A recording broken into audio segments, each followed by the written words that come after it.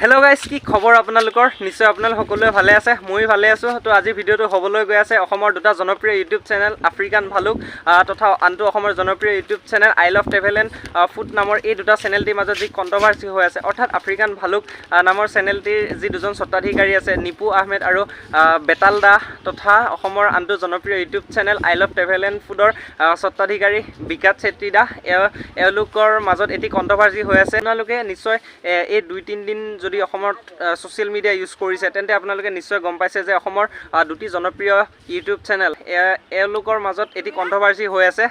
তো আজিৰ ভিডিঅ'টোত এইখিনিয়ে আলোচনা কৰা হ'ব আৰু ইয়াত মোৰ অপিনিয়ন দিয়া হ'ব।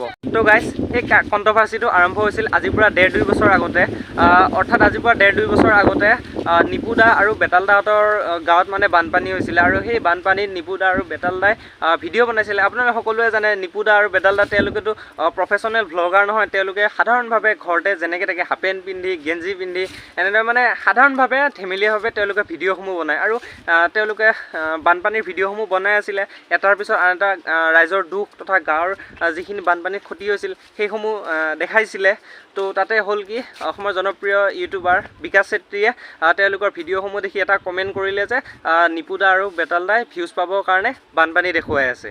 তো গাইজ, নিজৰ গাঁৱত ক্ষতি হৈছে, নিজৰ মাথাউৰি ভাঙিছে, নিজে খাব পোৱা নাই, এইখিনি দেখাওঁতে কিবা ভিউজ পাবৰ কাৰণে কৰা হ'ল নেকি? বিকাশ দা এইটো ক'ব নালাগিছিল। তো বিকাশ দাৰ কমেণ্টটো পাই নিপু দা আৰু বেতাল দাহঁতৰ খং উঠি গ'ল আৰু নিপু দা আৰু বেতাল দাহঁতে মানে কিবা এটা কমেণ্ট দি দিলে।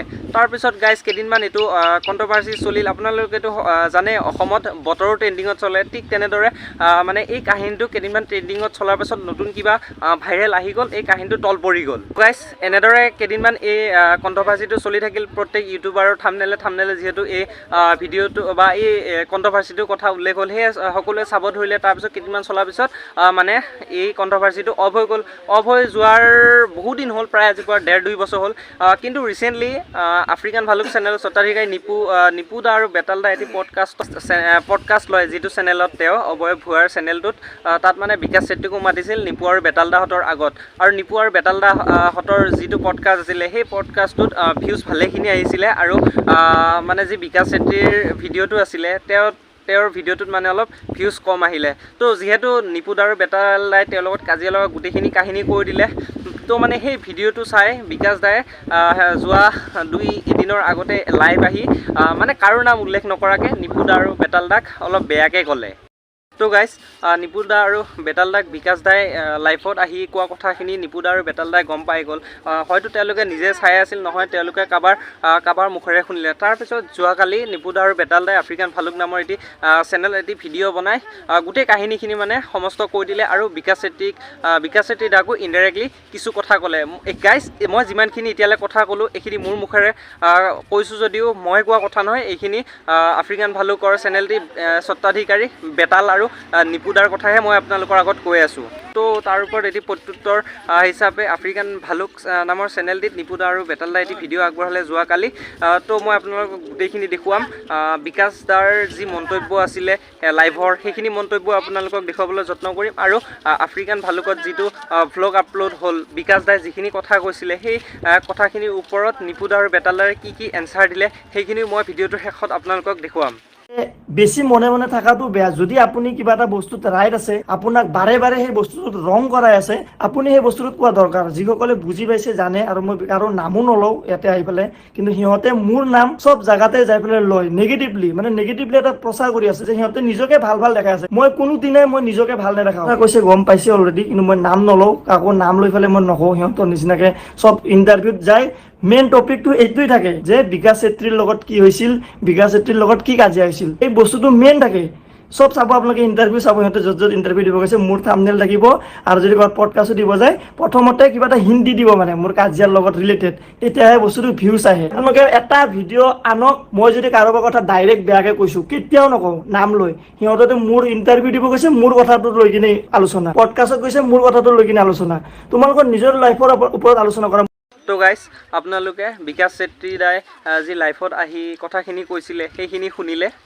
মেইন লাগিল কৰ পাই যেতিয়া আমি বানপানীৰ টাইমত আমি মেইনলি ক'লোঁ যে অসমত দুজন ইউটিউবাৰ বাহিৰত গেছি, নাম কাৰো মেনশ্যন কৰা, অসমত দুজন ইউটিউবাৰ বাহিৰত গেছি, এটা গেছি চেন্নাই, এটা গেছি গোৱা। তো লাগি গ'ল হাল্লা খান। থাৰ্ড কথা আহিল, তেখেতে আমাক ৰিপ্লাই এটা দিলে ইনষ্টাগ্ৰামৰ বানপানীক লৈ ভিউজ কামাইছে, এটা লাগিল খেলা খাম। কাৰণ পাছলো ভিউজ এতিয়া কাৰ মানে আপোনালোকে নিজে ভাবক খেলাখন ক'ত লাগিল যে আমাৰ ভিউজ পোৱাৰ কাৰণে কাৰ বেছি জ্বলছে আমাৰ না তেওঁৰ বানপানীক লৈ ভিউজ কামাই আছে আমাৰ গাঁৱত বানপানী হৈছে জ্বলন্ত সমস্যা আমি দেখাবই লাগিব আৰু যাৰ কাৰণে এই বানপানী দেখে আনি আজি 2 বছৰৰ ভিতৰত আমি এখানে সক্ষম হৈছো আৰু সিদিনা ডিম্পুৰ বাদ্দাত যেতিয়া আমাৰ এজনী এমএলএ আছিল বাইদেউ চিনাকি কৰিলে তেখেতে আমাক কৈছে যে তোমাৰ ভিডিঅ' মই মন্ত্ৰীক প্ৰায় দেখিছো আৰু এই বছৰটো এনেকুৱাকে দেখিছো যাতে মন্ত্ৰী যাই উপস্থিত হ'ব লগা হয় আৰু গাইজ বানপানী যেতিয়া ঘৰ হৈ থাকে বানপানী দেখো মই গাখীৰ দেখাব নোৱাৰো ঠিক আছে এটা কথা গেল ওই যে মতাৰ মাজত এতিয়া মেইন কথা আছে এই তিনিটা পডকাষ্ট বা ইণ্টাৰভিউত আমাৰ ভিউজটো বেছি যাৰ কাৰণে অলপমান গাটো পুৰপুৰে গেছি কিজানি তেখেতৰ তো থাৰ্ড কমিউনিটিখন হ'বা যদি লাগে ইউটিউব কমিউনিটিখন আগতে ভাল আছিল যেতিয়াৰ পৰা কিছুমান মানুহ ছাবস্ক্ৰাইবাৰ বাঢ়ি গেল গেইন হৈ গেল সৰু ইউটিউবাৰ মাখা পাত্তা নেদা হ'ল ইউটিউবাৰ অসম ভাৰ্চেছ কিবা অসম ক্ৰিকেট খেলা ইউটিউবাৰ অসম নহয় আমি ইউটিউবাৰ কেইটামান দিব লাগে আমি ইউটিউবাৰ কেইটামান অসম কাৰণ ইউটিউবাৰ অসম বুলি ক'লে কিজানি মই নপৰো বাৰু মই সৰু কথা মই নপৰো কিন্তু আৰু বহুত ধুনীয়া ইউটিউবাৰ আছে যাক লৈ কিনে